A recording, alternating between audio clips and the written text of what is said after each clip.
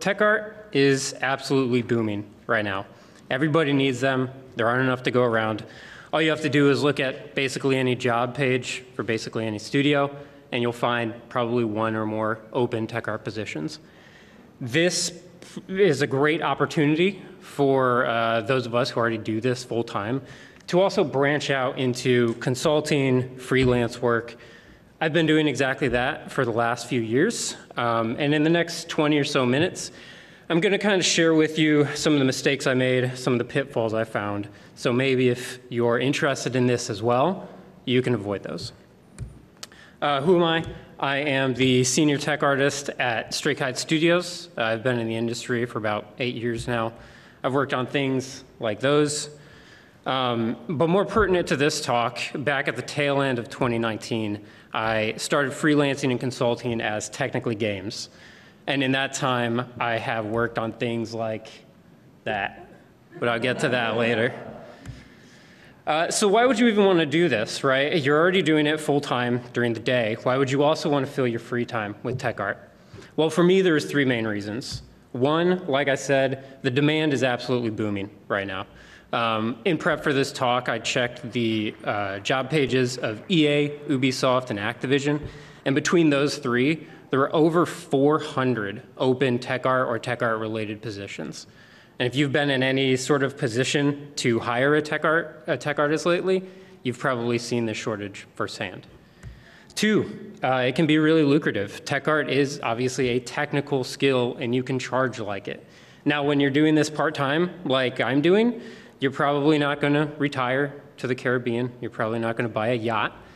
But you might be able to buy a car or go on a vacation, pay off some student loans. And 3, it can just be plain fun. You get to work with people you would never be able to. You get to work on really cool projects. You get to expand your skill set into areas that maybe your day job would never have you see. So let me show you some of my numbers so you kind of get a sense of what I'm talking about. When I started this back at the tail end of 2019, I had one contract. It just kind of fell into my lap, made a little over $500. But it kind of broke me out of a creative rut, right? I did a cool thing. It was fun. I decided, hey, if something comes along, I'll probably keep doing this. Then 2022 came along, and I went from commuting for an hour and a half every day to sitting in my office for 16 hours a day. A few other contracts came along, 2 at the beginning of the year, 1 at the end of the year, and made a little over $3,000. With that last contract especially, I really found that I was kind of getting into it. I really started to enjoy myself. I incorporated as Technically Games, and I decided that in 2021, I really wanted to hit the ground running. Last year, I took on 15 contracts between January and September, and made a little over $20,000.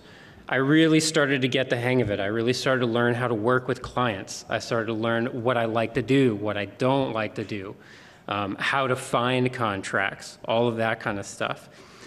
I got really burnt out at the end of the year, and I'll go over that later. I actually took October through December completely off.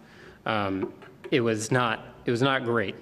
And like I said, because I'm only doing this part-time, I'm not going to retire off of that. I'm not going to quit my day job, but it did help me pay down some student loans and for a down payment on a house. So you're sitting there and you're like, okay, this sounds interesting. When do I start? There's first a few things you really need to do before you start. Number 1, always check your non-compete with your employer. A lot of studios and publishers don't allow moonlighting whatsoever. Always check your employer agreement for this kind of stuff. If you have any doubts about whether or not you can do this kind of stuff, always talk to your lead or always talk to HR. I've found that these employee agreements for the moonlighting clauses are always really vague and broad.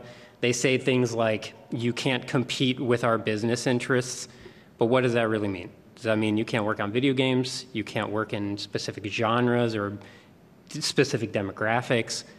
And if you work at a place like, say, EA, who makes games for everybody in every genre, for every demographic, that can be really limiting. So you really want to make sure. The last thing you want to do, though, is be sneaky. Don't try to find the gray areas. Don't try to find where you can kind of slip in between the cracks. That can really put you in legal trouble, but it can also really put your clients in legal trouble. Think kind of John Carmack with Oculus, right? And if you are looking at a new place of employment, always include this in your negotiations. Some places will be really strict about their non-compete. Some places, you might be able to redline the non-compete, or better yet, go to a place that doesn't have one in the first place. So once you have that out of the way, you know you can do this stuff. You really need to lay some groundwork first. The very first thing you need to do, the very first thing I wish I would have done, is to form an LLC. An LLC basically is just a corporate entity that you work under that protects your private assets. So if somebody decides to sue you, they have to sue your business. They don't sue you personally. If they want to get to your money, your assets, they have to go after the company's assets. They can't go after your personal stuff. Really important. You're going to want to make a separate bank account. You do not want your invoices from your clients going where your W-2 income comes from. That just muddies the water. It can really introduce doubt if somebody decides to sue you. So you really want to keep these things separate. Additionally, that really helps with taxes, makes taxes a lot easier when everything is in one place. It really helps with expenses as well. You know that basically everything that's coming out of the account is probably an expense because you need to get an accountant. An accountant will help you with expenses. I really wish I would have done this sooner. I only did it about 6 months ago. Tech art is already pretty stressful. It's a really big subject. You don't want to compound that by also having to learn tax law. And in the US, there's this thing called estimated quarterly taxes, and it doesn't make any sense. So please hire somebody to do this for you whose job it is to do this for you. It's money well spent, I promise you. You're also really going to want to figure out your payment processing sooner rather than later. This is kind of a really big subject, but for me, I never accept PayPal anymore. They're kind of shady, right? And I also don't accept credit card payments anymore. Basically, all of the payment processing websites or whomever out there, they will charge a 3% to 5% fee on all credit card transactions. So when your contracts are a little smaller, maybe that's not much. But once your contracts get to a certain size, that's a car payment, right? So now I only take ECH or wire transfers. Usually there is also a fee on this as well, but they're almost always capped at something like $5, so it's much more manageable. Okay, so we have all the boring stuff out of the way. Now there's a little bit less boring stuff, but still kind of boring stuff. You want to make a list of things that you actually want to do. Get it out on paper, prioritize the list. Do you want to do rigging? Do you want to do tools? Do you want to do shader work? Get it out on a list so you can see it whenever you're talking to a client. And probably more importantly, make a list of things you absolutely don't want to do, because when a client comes to you and they're waving a big paycheck in your face with something you don't want to do, you want to have that list in front of you to remind you why you don't want to do it. For instance, I don't do any contracts that involve Unity anymore, and I don't do shaders. I did a contract that involved shaders. I'll kind of talk about that later. It wasn't good. I'm terrible at it. I don't really enjoy it. It was bad. Unfortunately, I think social media is kind of required, at least to start with. Probably half of my clients have come from just seeing random Twitter posts. It's unfortunate, but I feel like it's kind of necessary. Design an invoice, make it professional, make it easy to read, and if you can, design a logo. Or better yet, hire somebody to design a logo for you. And going back to those expenses, logos are expensible, which is very nice. When you first start out, you really want to brush up your portfolio when you're real, especially I've found as the more junior you are, you really want to have a rock solid reel. This gets a lot less important as time goes on. Once your kind of word of mouth starts to grow with your clients and among their networks, you don't have to pay so much attention to this, but it's probably always good to have. Okay, so all that's out of the way. You're ready to do the thing. Before you start the thing, always charge for art tests. I know this is a very controversial subject for some people. I think we should just do it as an industry. If you're asking somebody to spend their time, you should compensate them for it. But especially more so in this case. Remember that you are not a candidate for a job, you are a company. They are one of your clients, a potential client. If they need you to do an art test, you should charge them for it. I usually charge a flat fee to make it a lot easier on everybody, but still, you should do this. And be really discerning about your clients. Do your homework. Check Glassdoor. That can be a really good option. Talk to people who currently work there that you trust. Talk to people who don't work there anymore. See why they left. All that kind of stuff. The way a company treats their internal employees will be magnified with how they treat their external contractors. Bad clients are always worse than no clients. Remember, you're doing this in your free time, and yes, this is still a job. It's not always going to be awesome, but you don't want to compound that by working with bad people. So setting your rates could probably be a talk all in and of itself, but just a few tips for doing this. Charge like an engineer. We were actually just talking about this at lunch. Tech artists a lot of times kind of pigeonhole themselves into, well, I'm just an artist, right? No, you're doing a highly technical job. You should charge like an engineer. So my tip, whenever you're first starting to get your rate like in line, just add 50% to it. Doesn't matter what it is, just add 50%. If a client can't pay it, they'll tell you, but a lot of clients will do it. Your rate also doesn't need to be static. You don't have to set a rate and then that's your rate for the rest of the year or whatever. You can probably charge a bigger studio or a publisher your full rate because they can afford it. But if you're working with some little indie outfit, maybe a solo dev working on a passion project, don't undercut yourself, but still be cognizant of their resources. Set your rate accordingly. There's three main variables I take into account whenever I'm setting my rate for a particular contract. One, the enjoyment of the job. How much do I think I'm actually going to enjoy doing it? Two, the time frame in which they need it done. Do they need it done in a month? Do they need it done in a week? That's really important. And three, again, the client resources. Is it some person in their basement or is it, a multinational corporation?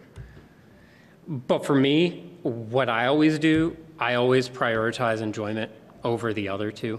Again, you're doing this in your free time. You want to enjoy yourself. If you have a bad client who's going to pay you a lot of money or a good client who's probably not going to pay you as much money, for me, I will always choose the latter every single day of the week. Life is way too short not to enjoy yourself. And let's all be honest, we're in like 2020 part 3, right? You need to enjoy yourself, especially in your free time, even if you're doing work. Get to know your client in the kickoff. You'll probably usually have a Discord meeting or a Zoom meeting or something like that. Just get to know who they are. You don't have to be friends with them necessarily, but you want to know their idiosyncrasies. Are they gregarious? Are they a straight shooter? All of that kind of stuff will really help you when you're talking to them throughout the contract. This isn't always applicable, though. If you're just working with like the outsource manager, that's probably just going to be a bunch of cold emails back and forth. Don't sweat it. It's not a big deal. So I've only been doing this for a while. That's why the question mark is there, because these best practices are probably going to change as I keep doing this. I do not have the definitive answers of how best to do this. I still make a lot of mistakes, but these are some of the things that have really helped me. You want to really stretch yourself, right? Tech art is huge. If you ask 10 different tech artists what tech art is, 9 of them will give you a different answer. And then that one guy is going to try to convert you to Blender. Don't be that one guy. You really want to stretch your abilities and open up your wheelhouse. Your day job is probably going to see you do a certain set of things, probably over and over. This is your chance to really do that thing you've always wanted to do but never had a chance to do. You want to know your limitations, certainly. You want to be honest with yourself about your limitations. Also, don't be overconfident, though, like I was. So one of my first contracts was doing a bunch of shader work, like I said earlier. I thought, hey, this seems pretty easy. There's a lot of resources out there that will really help jumpstart me into it. I set my time range, my time frame, based on what I thought it was going to take instead of actual real data. Don't do that. Always do your research before you accept the contract. It turned out that I was not good at shaders, not near as good as I thought I was, and I ended up spending twice the hours, but in the same amount of calendar days, so I just crunched for a month. It was brutal. Don't ballpark your hours based on what you think it's going to take. Really get the data beforehand. So working with multiple clients that all have different proprietary plugins and modules can get really overwhelming. So to manage this, I always set up environments for every single contract, because the last thing you want is for, say, client X's custom deformer module to get into client Y's scene file. That would be really bad, and especially bad if that stuff got into your employer's files. That would be really bad. So what I do is actually pretty simple. I just create like a bat file that just shuffles around all my modules and scripts, and I just double click on it before I start some client work. It removes everything, it brings everything in, so there's no chance of that kind of intermingling. It doesn't have to be complex. This doesn't have to be some like huge bat script. Some of my bat scripts are literally like 3 lines. Just don't overthink it. Get perforce. Definitely always, I mean, I'm sure everybody in here knows this, version control is absolutely crucial. And especially perforce, I don't know, some people love Git. Just use perforce. It's free for under 5 users, and you are obviously under 5 users. Super quick to set up a repo. It's been invaluable for me, especially when you open that one file and Maya corrupts it for like the 10th time in a week. You really want to be able to roll back. So this one sounds like a huge no-brainer, right? You just need to know your NDAs. And it probably is a no-brainer, but I don't have common sense apparently. About a year ago, I disclosed some confidential information in a public setting. I checked my own NDA first, and I was totally in the clear. But oops. A few frantic messages later, I learned that I had not broken my NDA with my client, but I had broken my client's NDA with their client. It can get really tricky. Just because it's not in your NDA doesn't mean you're free to talk about it, especially if you are a subcontractor. This can get really tricky as that rabbit hole kind of goes deeper. So now I just don't talk about anything, hence the slides at the beginning.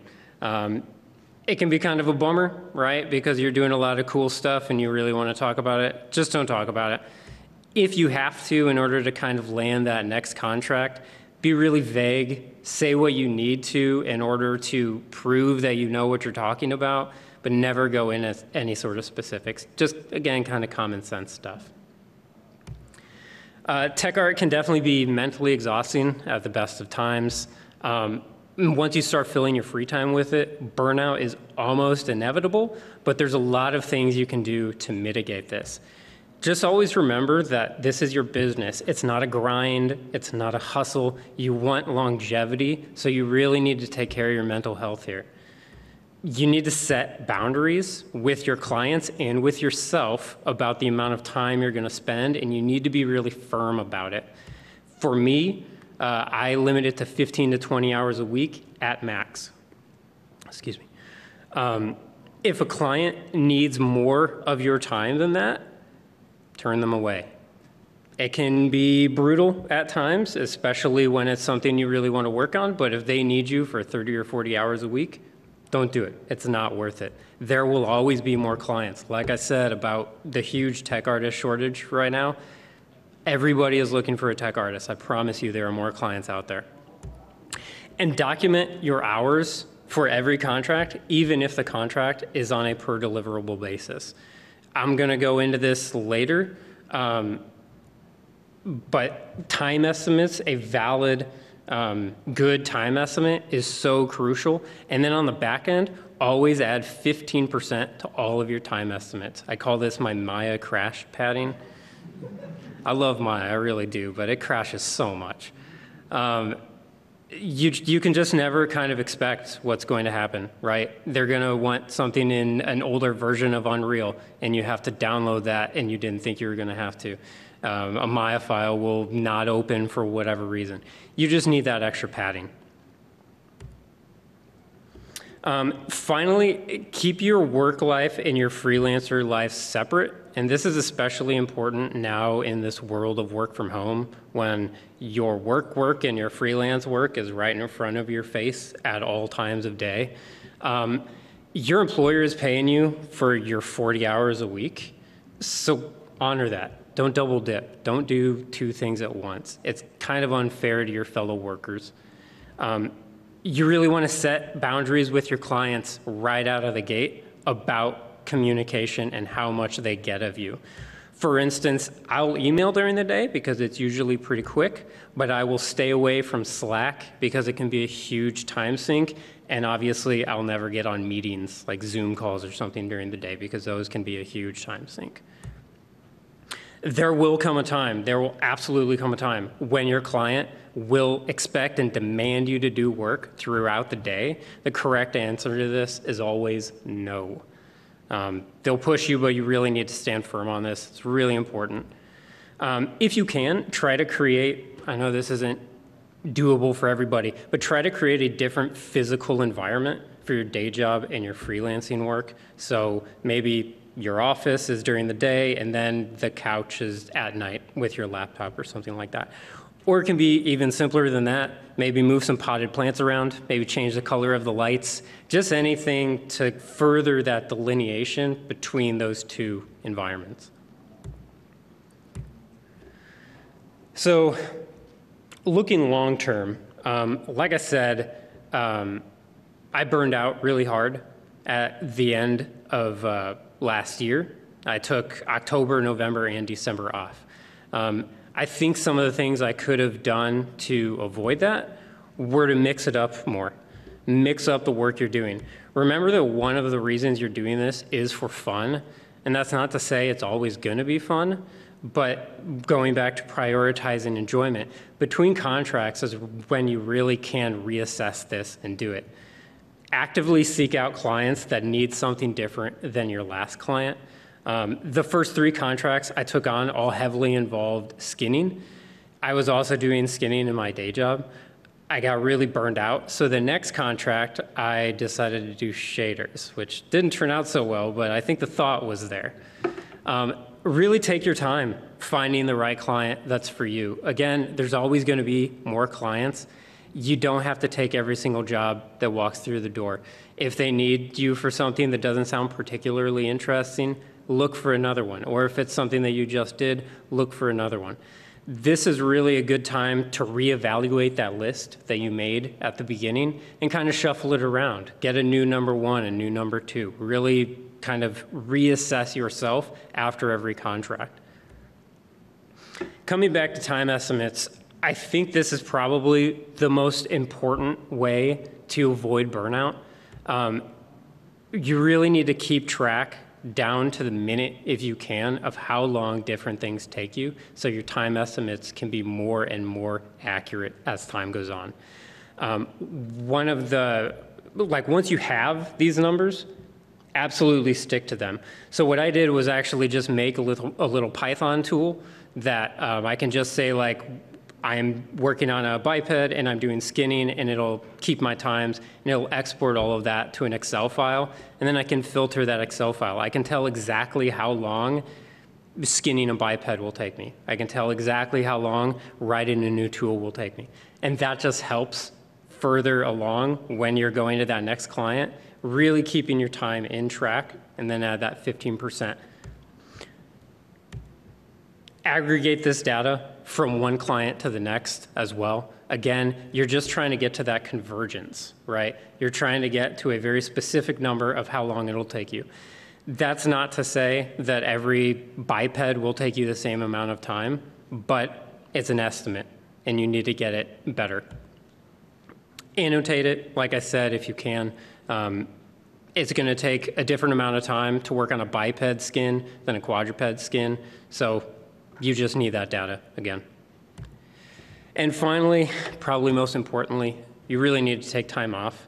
Remember that this is your business, and I know every business how-to book and just kind of capitalism at large tells us that if you're not growing your business, you're shrinking, but that's just not true in this case.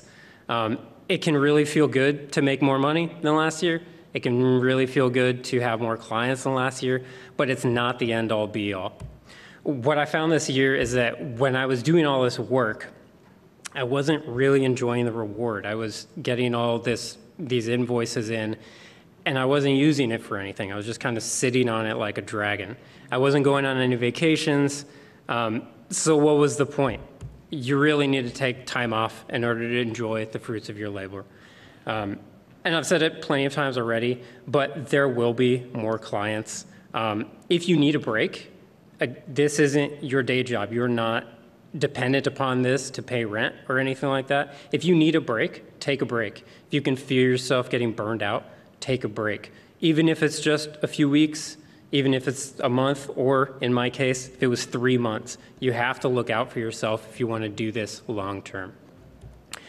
Life is really short and time is really precious, and I promise you, you are not going to regret spending that extra time with your family or your dog or doing that hobby you love instead of working on that client project. So hopefully I kind of gave you a little bit of sense of if you want to do this as well. Kind of some of the things you should avoid, some of the things you should do right out of the gate that I didn't do. Yeah, thanks.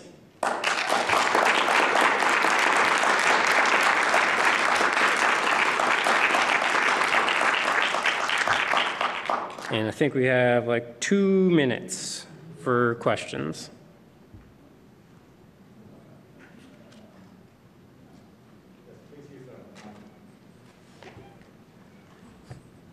Yeah, so I was wondering, like, you know, you talked about like NDAs. How do you, like, starting out, how do you build a portfolio to really show that you can do these things for your clients? Right. Again, I think it just goes back to the real. You don't want to kind of advertise yourself as doing something you're not good at. So if you have a really good rigging reel or something like that, go after those contracts in particular. But really, I think it also comes down to just being on social media, unfortunately, especially to start out with. That's where I found most of my starting clients. Just right, they'll post something on Twitter and then you'll message them and then you'll talk for a little bit. You just have to have that reel up to date so when something does come along, you can kind of jump on it. Sweet, thank you. Hi, a great talk. I'm just wondering where you find the work. You mentioned social media is about half of your work. So where do you find the work? And second question, what do you think of freelancer platforms? I find most of that social media work on Twitter. Game dev Twitter is bonkers, right? Everybody is on Twitter in this industry. That's kind of where I found all of that.